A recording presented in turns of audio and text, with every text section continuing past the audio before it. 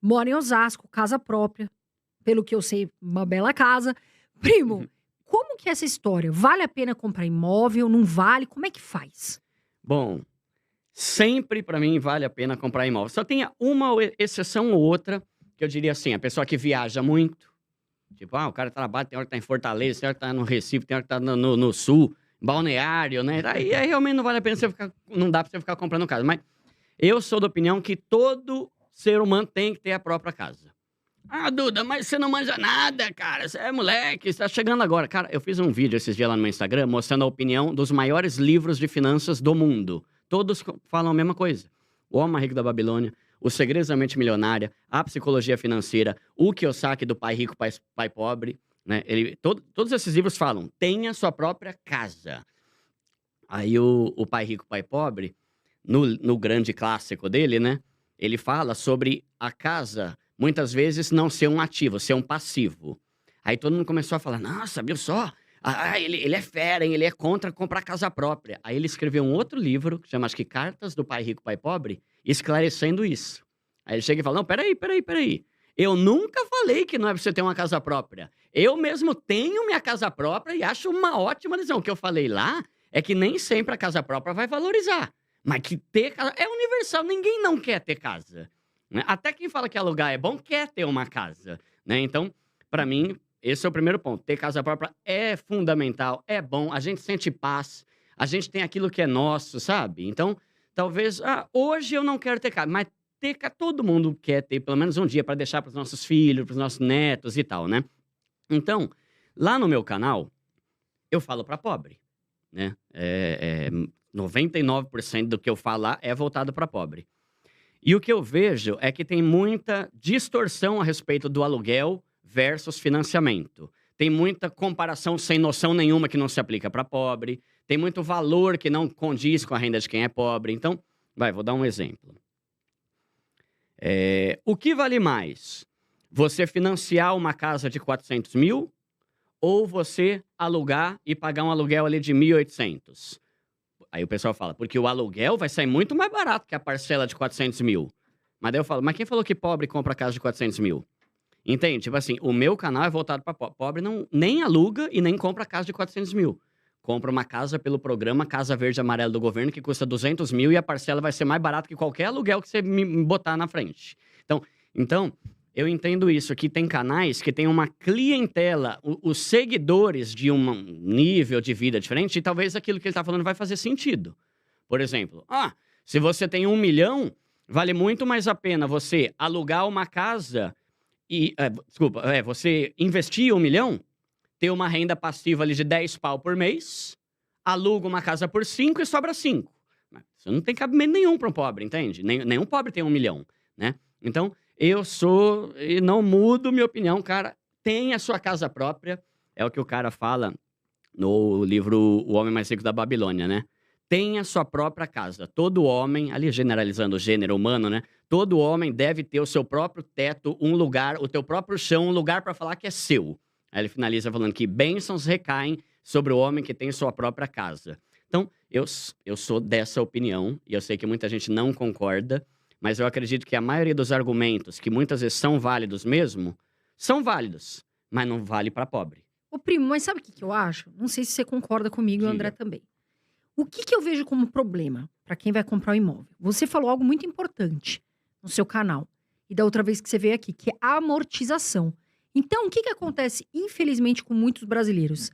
Eles compram lá a casa, vamos supor, né, de 250 mil, financiam, não dão uma entrada, vamos supor, financia tudo, né? E no meio desse caminho, eles não têm uma garantia do emprego. E aí, o que acontece? A pessoa foi pagando, só que chegou no meio lá do financiamento, ela não conseguiu pagar, entendeu? Ela perde Uhum. aquele dinheiro e, infelizmente, perde o imóvel. Uhum. Você não acha... O que você falaria hoje para uma pessoa pobre, né? Eu digo pobre de dinheiro, para que ela consiga comprar um imóvel, para que ela não caia em armadilhas e perder de repente? Tá, então a primeira coisa eu falo lá no canal, né? Seja um pobre consciente. O que eu quero dizer com isso? Saiba a tua realidade para você não querer ter coisa que não é para você, né? Então, eu, por exemplo, eu morei a vida toda em São Paulo. Eu me mudei para Osasco a contragosto, eu não queria ir para Osasco. Mas lá estava mais barato a casa e ia caber dentro do meu orçamento. Então, para eu não dar um tiro no pé ou meter os pés pelas mãos e fazer asneira e me endividar e me lascar e comprometer meu salário com uma parcela absurda, eu mudei de cidade. Então, a primeira coisa é, vamos ter noção aqui de qual que é a renda familiar da pessoa e quanto que ela deve buscar o valor, assim, no imóvel. Aí, tem esse ponto, por exemplo, que é assim, se eu vou financiar, eu vou pagar em 30 anos. Demora pra caramba e no final eu vou ter pago quase 3 vezes o valor que eu financiei. Isso é verdade. Só que o que muita gente não fala é o seguinte, eu fiz uma planilha, tá? Planilha Excel básica, tá lá no meu canal. Se eu financiar hoje, sei lá, vai 150 mil, ao final de 30 anos, sem usar amortização, só pagando a parcelinha uma por mês por 30 anos. Eu financiar esse valor aqui, aos 30 anos, lá depois, no final, 150 mil, eu vou ter gasto mais ou menos 400 mil. Caramba, Duda, você pagou quase 3 vezes mais. Que treta, hein? Pois é.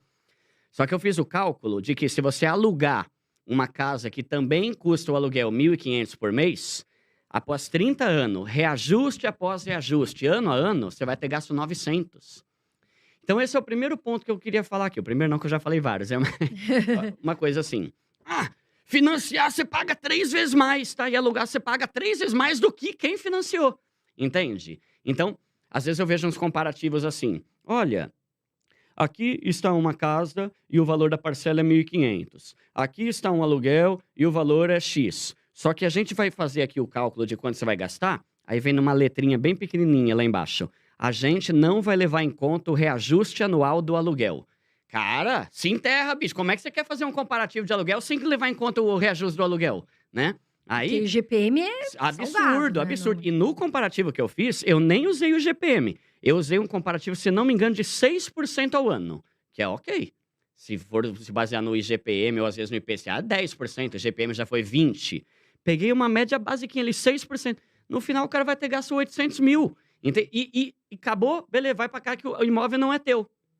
E na casa, eu paguei 400, que é metade, e é minha casa. Eu posso vender a casa e recuperar os 400. Então, eu não sou a favor de alugar de forma nenhuma.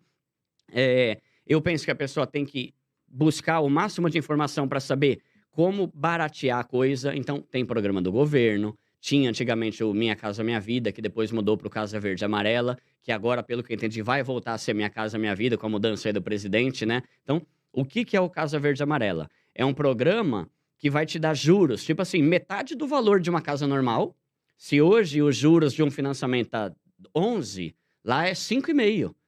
Se não me engano, você consegue a partir de 4 e pouco. E ainda te ajuda com metade do valor da entrada, que é o tal do subsídio que o governo dá. Então, você pega ali, vou dar o meu exemplo. O meu apartamento lá custou 250 mil.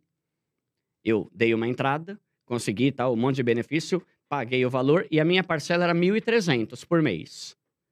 Eu pesquisei, sabe esses aplicativos Viva Real, Zap Imóvel, esse negócio de aluguel? Nenhum apartamento lá de Osasco era mais barato do que a parcela que eu pagava. Por pior que fosse. Tipo assim, uns apartamentos zoados, sabe? Que você olha a foto e fala, caramba, o cara não teve nem o trabalho de arrumar a casa para tirar foto. Feio o imóvel.